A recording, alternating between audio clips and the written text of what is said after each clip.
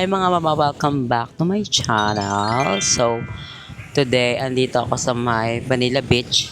And bumili lang ako sa may McDo ng burger. And of course, coffee. Nasimulan ko na ako inumin. Pero, ayan, sobrang saya dito. Sobrang kalmado ng dagat. Ito yung pinaka gusto ko. And this is my second day na pagpunta ko dito. Yung unang punta ko dito, di ako nakapag-vlog. Wala. Hindi ko din naisip. Pero ngayon nag-vlog na talaga ako. Sobrang ganda pa rin talaga ng Manila Beach compare dati. Pero mas maganda rin dati. Pero ngayon, maganda rin siya. Iba talaga yung pakiramdam sa akin ng tunog ng dagat. Iba talaga siya. So, let's eat muna. Meron tayong burger here. Ang saya dito. Oh my God. Make sure nyo na pagkakain kayo dito, huwag kayo magkakalata. At syempre, protect Mother Nature.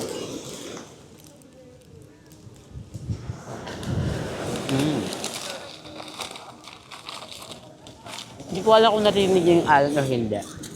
Pero I hope sana naririnig nyo kasi sobrang ganda ng tunog. Parang ASMR.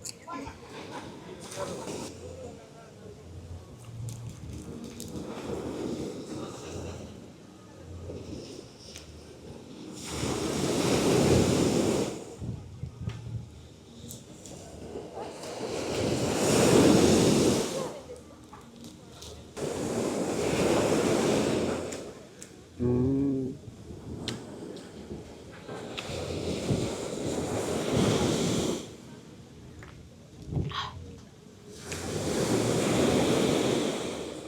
Mm.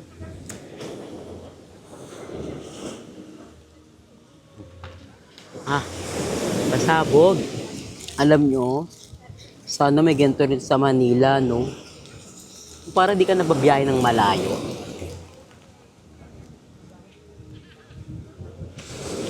Kaso wala eh. Meron naman Dolomite. Sa may ano to? Sa may Manila.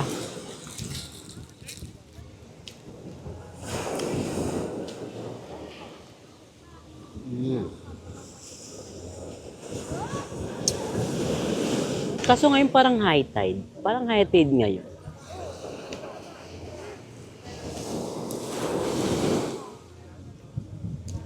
May aso ba? Kalitin ako. May aso. Wala na akong food. Alam niyo pala, umupo siya sa akin. Mama, anong gagawin ko dito? You want some? Mama, yung ganyan tingin, oh. Sa ganyan tingin ako na awa. You want some?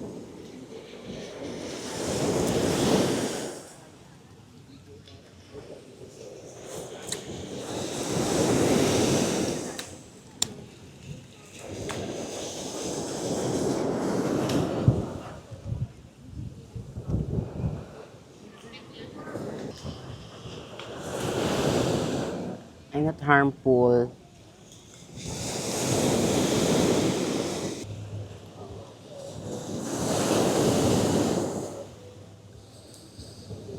Doggy. Oh my God. I'm so happy. Kahit mag-isa ako pumunta ng El Nido, andyan ka para sa akin. Ang cute ng doggy, oh. Ewan ko bakit lapitin ako ng aso pag mag-isa ako. Siguro nararamdaman na mag-isa ako. Ay, lumayo na siya. Iniwan niya na ako. Nakakatuwa yung aso. Oh my God. Ewan ko pag mag-isa ako, may mga aso na lumalapit sa akin. Siguro napipil din nilang mag-isa lang ako sa buhay. Charot. Hindi, pero ang ganda talaga. The best talaga tong Manila Beach talaga. Kaya pag pupunta kayo ng El Nido, isa to sa mga puntahan nyo kasi sobrang ganda. Ito pala yung suot kong swimsuit. Ayan. Mamaya maliligo ako. Pero hindi ko pala kung makakaligo ako or hindi. Kasi ang lakas ng alon, mama. Parang anytime saan mapupunta lang ako doon sa dulo. So, wala. Ayoko. Lalo na wala akong kasama. Hindi ako makakapag-help, ganon. Hindi. Tsaka na.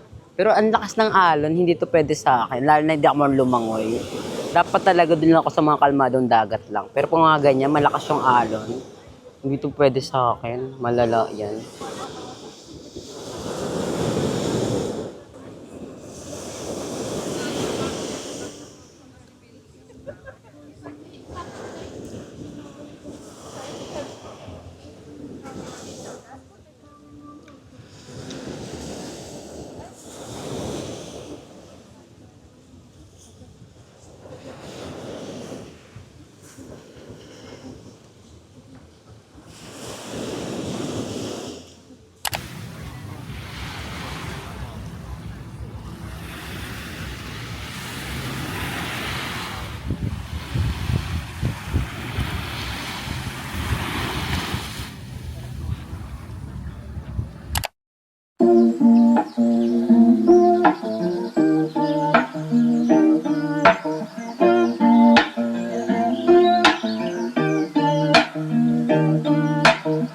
One, two, mic check. Is anybody listening? Are you listening? Yeah. 4, 5, 6 on my feet. Now I'm dancing. Yeah, I'm dancing. Pagod. Kakauwi ko lang. Nag-bar ako, pero nag-isang beer lang ako. Hindi na ako nag-vlog sa bar kasi makaka-copyright tayo. Pero, ganun pa man, kumain ako. Hindi ko nagustuhan yung yung sisig. Parang sira na siya. Kasi parang maasim eh. Hindi dahil sa kalamansi yun. So, nag-take out na lang ako. Naloka ako kasi ang laki, ang bigat. Umorder ako ng Hawaiian. Ang laki niya. Naloka ako. Look. Sabi ko, ha? Ito ba yung order ko? For 390 pesos. Ang laki niya. Naloka ako. Ayan, oh. Ang laki ng ng burger. Aliw. Tapos may kasamang fries. Tama ba to? Ito ka lang kakainin ko.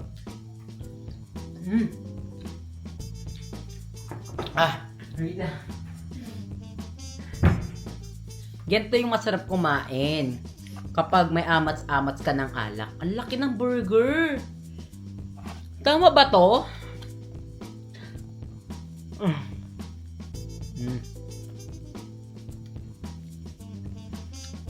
Ang laki.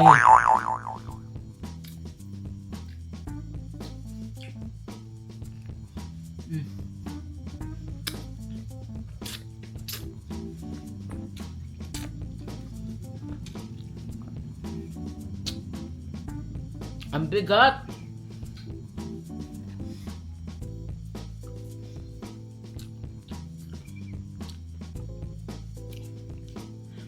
Ang ba yung amat?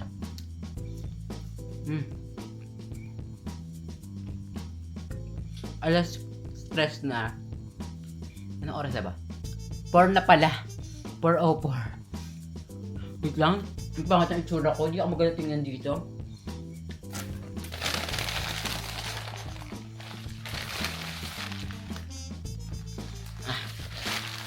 Sobrang saya ng bar experience ko talaga. Iba talaga ang bar dito. Saan eh? May nahulog eh. Iba talaga bar experience sa Siargao. Ay, sa El Nido. Iba talaga nabibigyan niya sa aking happiness. Nakaka-vibe kasi ako sa kanta. Well, maganda naman yung night life sa Siargao. Pero dito talaga, for me ha, iba amats niya. Kaya pag gusto ko bumalik ako dito, ako ulit mag-isa. Parang kaya ko mag-stay dito for a month. Alam mo ba, iniisip ko yan. Mag-stay kaya ako dito for a month. Yung maghanap ako ng house, yung upahan, kasi ang upahan dito mga nasa around 10,000. Okay na din, di ba? Tapos yun, siyempre, pag nangyari sa akin na mas magiging matipid ako. Like, pagkakain ako, dapat magluluto na ako sa bahay. Hindi na ako kakain sa labas. Kakain pa lang, pero yung everyday living ko, sa labas ako kakain. Diyos ko po, hindi pwede.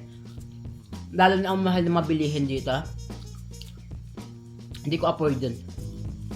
So, I'm thinking na, what if gawin ko kaya yung for a month? Pero parang hindi ko rin kaya kasi malalayo ako sa pamilya ko.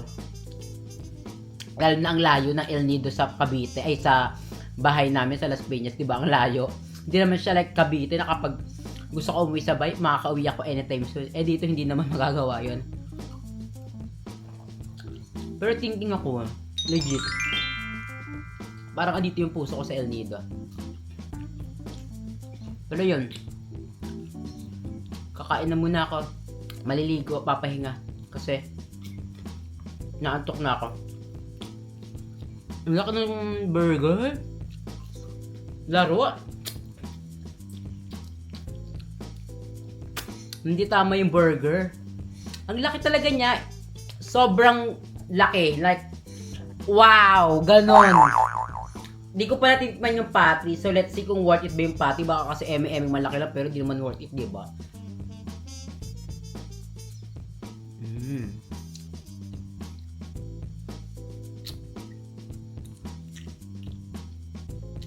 Sarap. Sarap niya.